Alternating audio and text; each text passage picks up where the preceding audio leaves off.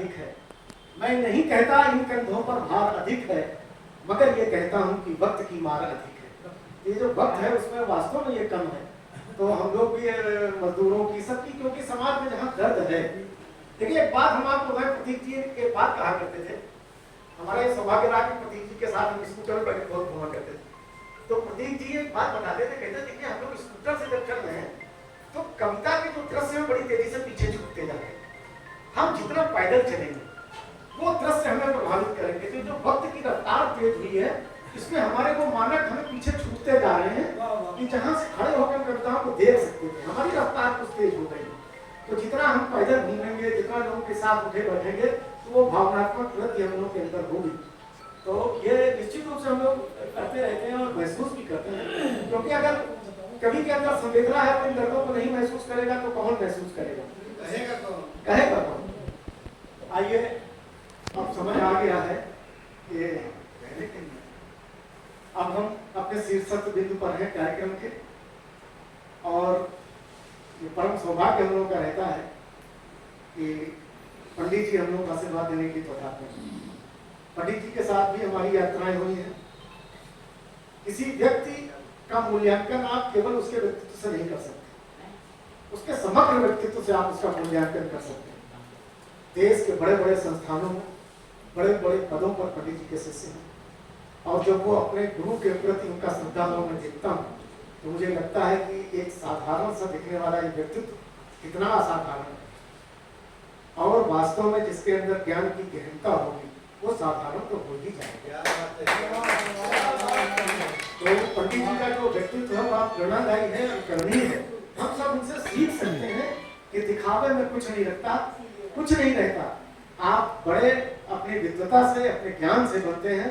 तो पंडित जी के प्रति तो हम लोगों के सभी के भाव ऐसे ही रहते हैं कि पंडित जी निरंतर हम सबको आशीर्वाद देते रहे कि कई घरों को निगलने के बाद आती है, कई घरों को निगलने के बाद आती है, मदद भी शहर के जलने के बाद आती है।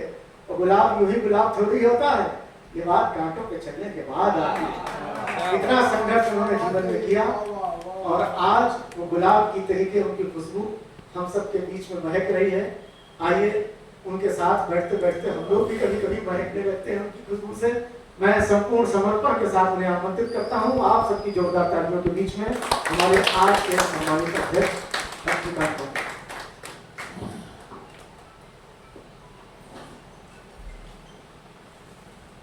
सम्मानित, सबसे पहले आप लोगों से क्षमा याचना चाहूँगा। आज पहली बार किसी कार्यक्रम में थोड़ा विलंब हुआ, और उसका कारण प्रिंसिपल ने टाइम टेबल तो दे दिया था, लेकिन ये नहीं बताया था कि आपकी परीक्षा भी आ। तो आश्वस्त होके आया और स्पीकर जी से बताता भी आया आज तो स्वतंत्रता है, पीछे बैठना है और जब चाहें तो चल देना है। यहाँ आने पर फिर वही दायित्व मिला, इस कारण थोड़ी सी लापरवाही हुई। ये कार्यक्रम मुझे लगता है एक दो बार और चला। त्रिपाठी जी की योजना थी, बहुत अच्छी। देखने में तो लगता है कि लोग नहीं आए, लेकिन 35% परीक्षा फल आया है। इसलिए आप पूरी तरह उत्तीर्ण ही हैं। कुछ संख्या देखकर शायद इसके नहीं आए कि पता नहीं कब नंबर आए, बहुत भीड़ है कवियों की। कुछ श्रोता भी इसीलिए नहीं आए, इतना सुनना पड़ेगा बैठ करके। जो बड़े साहसी थे या वास्तविक कार्य रसिक थे, उन्होंने ही यहाँ आकर के इस कार्यक्रम का गौरव बढ़ाया, इसलिए वे विशेष धन्यवाद की बात। एक बात और, जब कविता का सम्मान देश में न हो, लोग न आए सुनने, दूर हटें, तो ये मान लेना चाहिए कि देश खुशहाली की ओर, ये विकसित देश की पहचान। लोग अपने अपने पे प्रसन्न हैं, क्योंकि जिस दिन त्रास होगा, जिस दिन पीड़ा होगी, जिस दिन लोगों के अंदर बेचैनी होगी, उस दिन दौड़कर जहाँ जाएंगे वह स्थान साहित्य, चाहे बड़ा से बड़ा आचार्य हो, बड़ा से बड़ा विद्वान हो, चारों वेद कंठस्थ हो, 18 पुराण पढ़े हो, लेकिन जब रात में अंधेरे में डर लगेगा तो फिर हनुमान चालीसा ही पढ़े। उसी की याद आई एक कविता की ताकत। हम उस ताकत को शायद भूल रहे हैं, लेकिन भूलना नहीं चाहिए, ये स्थिति नहीं है। दूसरा एक कारण और हो सकता है कि कविता लिखी बहुत जा रही है, डिजिटल भारत हो गया तो मुद्रण की भी सुविधा हो गई है। जो लिखा जा रहा है और पढ़ा जा रहा है उससे ज्यादा प्रेस में और मुद्रकों के यहाँ विद्यमान है। ये सब होते हुए भी शायद कहीं मुझे लगता है कि हम वहाँ नहीं पहुँच रहे हैं जहाँ के लोगों की को कविता की जरूरत है। जो पीड़ा, जो दर्द, जो व्यंग ओम नारायण जी यहाँ कह रहे हैं, शायद ये उनके बीच कह रहे हैं जिनको उस तरह की बेचैनी नहीं है, वहाँ नहीं पहुँच पा रहे हैं सब, जो चाहते हैं कि कोई उनके लिए इस प्रकार की शब्दावली लेकर के खड़ा। क्या बात। एक कारण ये भी हो सकता है कि हम वहाँ तक शायद नहीं पहुँच पा रहे हैं, नगरीकरण के कारण, कस्बे के कारण, कस्बाई मनोवृत्ति के कारण, गांव में बढ़ती नई नगरीकरण की प्रवृत्ति के कारण शायद हम उस आम आदमी से कुछ दूर हो चुके। हम भी गोष्ठियों में, वातानुकूलित कक्षों में और सजे धजे मंचों पर, कौन आजकल श्रीमद् भागवत इस समय कार्तिक है चल रहा है, चैनलों पर भी और मंचों पर भी, ये जो भगवा वेशधारी हमारे आचार्य हैं, इनको कथा सुनाते बहुत कम आप देख पाएंगे। जो कथा कह रहे हैं 35-40 साल के ऐसे लोग, जिनकी साज सज्जा देखिए तो जैसे शादी में जा रहे हो दूल्हा।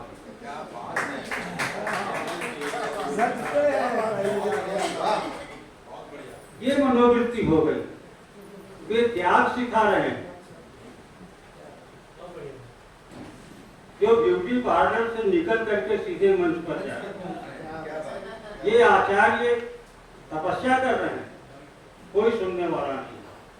तो जबकि धर्म का इस समय प्राबल्य, वैसे ही साहित्य का प्राबल्य है, प्रभुत्व है देश में, लेकिन शायद एकमात्र कारण है कि जो मध्यम वर्गीय जीवन शैली है वह इतना आधुनिक हो गई है, और हम लोग दुर्भाग्य से उसी मध्यम वर्ग के बीच अपनी रचनाओं को, अपनी प्रतिभा को, अपनी कविता को लेकर बैठे हैं, जिंदा हैं, और उन पाठशालाओं में, उन व्यक्तियों के पास, उन गरीबों के पास हम नहीं पहुंच पा रहे हैं जिन तक कविता, जिन तक हमारे स्वर को पहुंचना चाहिए। यहाँ चोरी भी हो रही है कविताओं की, उसके लिए भी फजीयत हो रही है। जी हाँ, कितनी कविताएं। अभी शशि जी ने एक बहुत अच्छी कविता पढ़ी, जाने कब लिखी होगी, ये कानपुर के गोष्ठियों में इन्हीं तक गूंजे, और ये कविता की एक पंक्ति का एक टुकड़ा पूरे देश में किसी द्वारा गुंजाया जा रहा, देश पर नाम लिखने से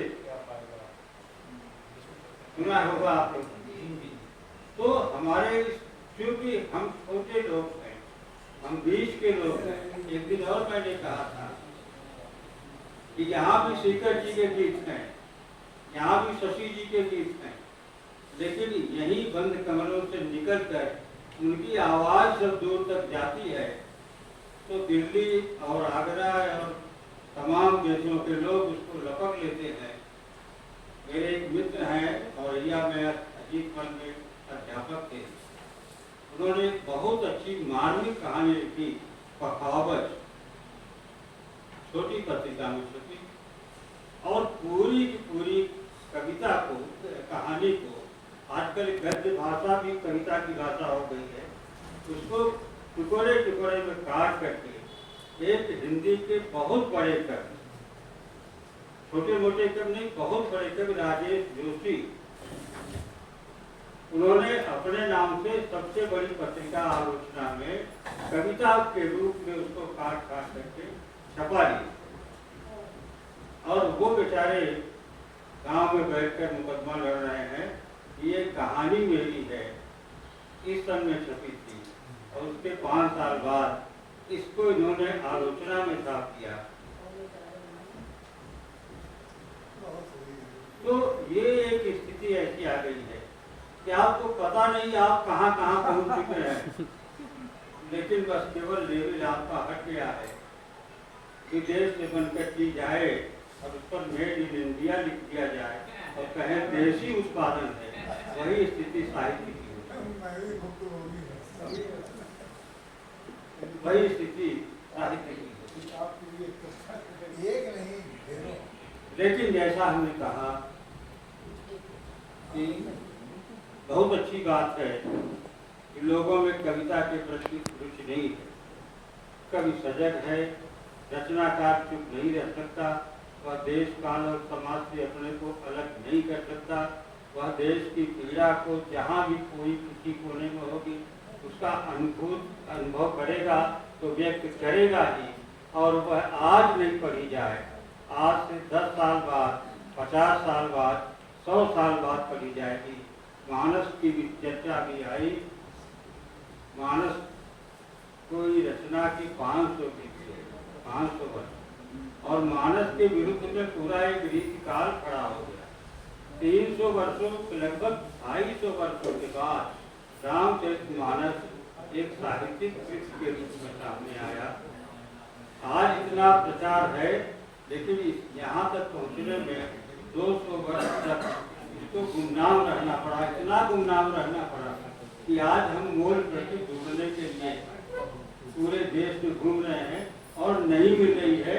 कोई एक प्रति ऐसी नहीं मिली जिसे हम कहते हैं कि यही वास्तविक तुलसी का लिखा हुआ मानस, इतना गुम हो गया।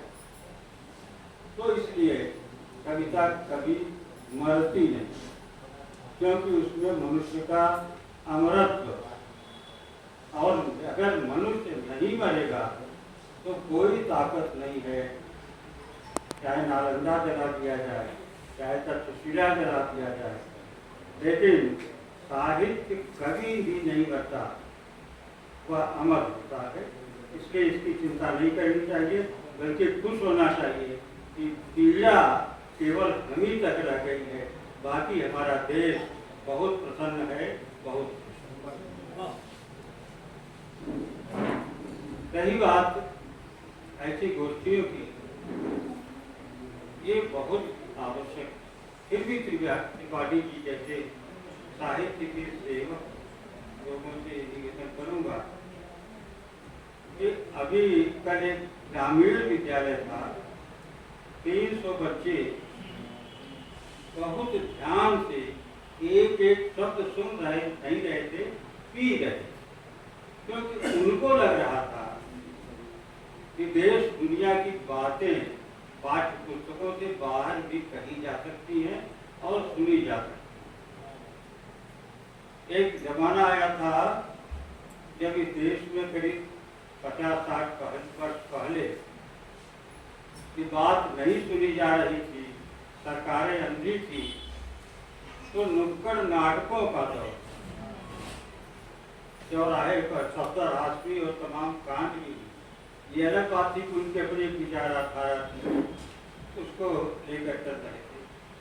हम यहाँ जुटाने की बात करते हैं, हमें लगता है कि शायद वह दिन भी हमें लाना पड़ेगा जब कविता गोष्ठियों से और मंचों से हटकर नुक्कड़ कवि सम्मेलनों की ओर जाएं। कानपुर इस मामले में कई बार नेतृत्व कर चुका है, जब तृतीय श्रेणी के डिब्बे में केवल पूरी और सब्जी घर से बनवा कर सनेही जी कलकत्ता में कविता पढ़ने जाते थे और पूरी टीम लेकर के अकेले बैठ जाते थे, तो कानपुर के कवियों से ही वो राष्ट्रीय कवि सम्मेलन हो जाता था, मंच बन जाता था। और किराया मिल जाए तो यही उनकी उपलब्धि। वो जो संघर्ष था और उसके साथ असहयोग कर दो का नारा लगाते थे कविता के द्वारा, तो उसने बंगाल से लेकर गुजरात तक राष्ट्रीय आंदोलन में घी में आग में घी का काम किया था। शायद निराला बनना पड़ेगा, शायद सनेही बनना पड़ेगा, शायद आप लोगों के सामने भी ये संकट आए कि हमें अपने लिए नहीं, अपनी कविता के लिए नहीं, बल्कि हिंदी साहित्य के लिए एक बार फिर सड़कों पर उस आदमी तक जाना होगा जिसको कविता की भूख है, जिसको कविता की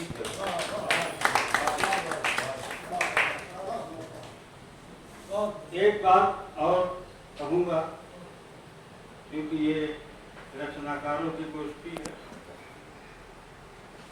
और इस विश्वास के साथ कहूँगा कि त्रिपाठी जो संकल्प लेते हैं वो किसी न किसी रूप में पूरा कर लेते हैं। पिछले 2 साल से देख रहा हूँ, इतने कवियों को आपने बुलाया है, ये जरूर आश्वस्त हो लें अगर उनमें, क्योंकि आज एक नया दौर चला, कविता को कॉर्पोरेट कब्जा करना।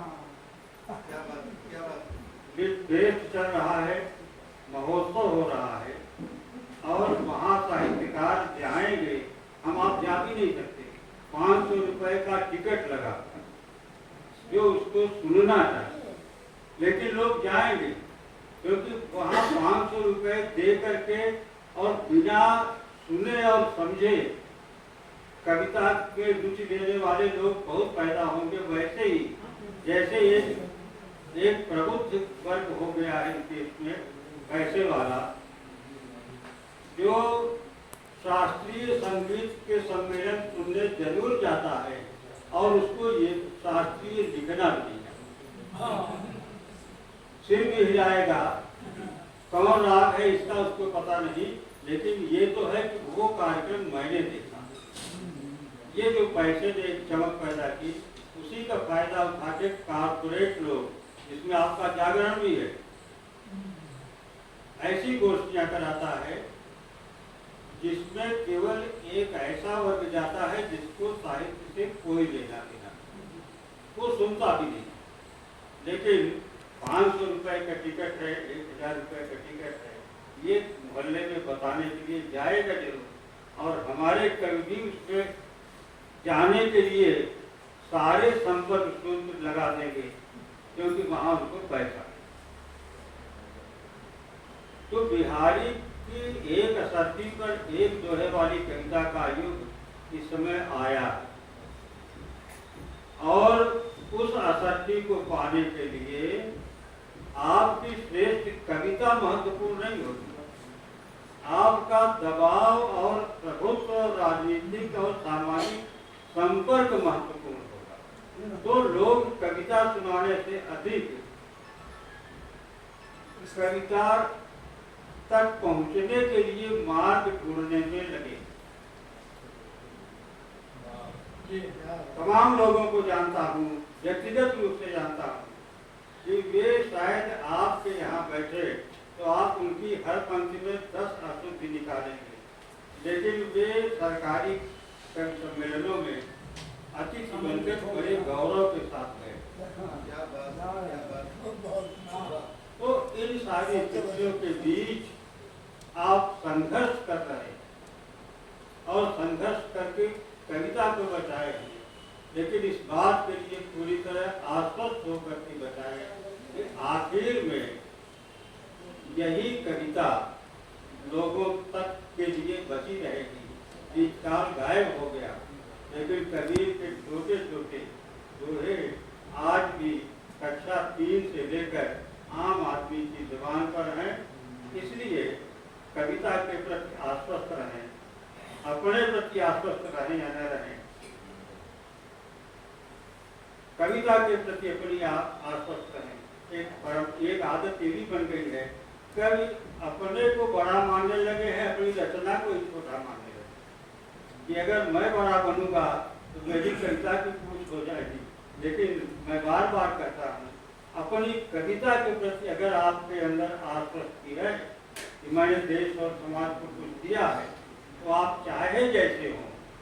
आतंक घोटे में भी पूरे देश में पहुंचा।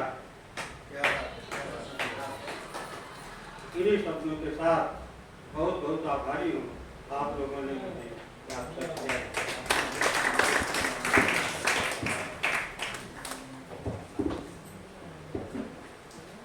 और पहली सजग, गंभीर, मार्मिक और करुणामयी टिप्पणी पंडित जी कर रहे थे। और उच्चारण तो है, इतनी कड़वी बातों को शहद के रूप में प्रस्तुत कर रहे हैं, वो अच्छी भी लग रही है। और वास्तव में ये बड़ा प्रश्न चिन्ह उन्होंने जो छोड़े हैं पूरे देश के स्तर पर, एक गंभीर विषय है, हाँ चिंतनीय विषय है। ये सच बोले तो घर पर पत्थर आते हैं, झूठ कहें तो खुद पत्थर हो जाते हैं। हंसना रोना हमने किससे सीखा है, हंसना रोना हालात सिखाते हैं। ये जो हालात का प्रस्तुतिकरण कर रहे थे, यही दृष्टि है। ये दृष्टि लोगों को बड़ा बनाती है कि सच बोले तो घर पर पत्थर आते हैं, झूठ कहें तो खुद पत्थर हो जाते हैं। और हंसना रोना हमने किससे सीखा है, हंसना रोना हालात सिखाते हैं। लेकिन आज जरूरत इस बात की है कि हालात या माहौल बदलने की बात कर, हालात या माहौल बदलने की बात कर, मुश्किल है राह लेकिन चलने की बात कर। माना कि घना अंधेरा पर ये दिल है रोशन, हिम्मत से दिए सा चलने की बात कर, हिम्मत से दिए सा चलने की बात कर। तो निश्चित रूप से आज की ये संगोष्ठी, ये गोष्ठी एक नए आयाम स्थापित करेगी हम कवियों के मध्य। इस आशा के साथ हमारे जिन कवियों ने इसमें प्रतिभागिता की है, पधारे हैं, अपना आशीर्वाद दिया है, तो आइए समय है कि उनको हम स्मृति चिन्ह संस्था की ओर से प्रदान किया जाए। तो मैं अपने सम्मानित अध्यक्ष और मुख्य अतिथि महोदय से निवेदन करता हूँ कि मैं सबसे पहले गीता जी को आमंत्रित कर रहा हूँ कि गीता जी इस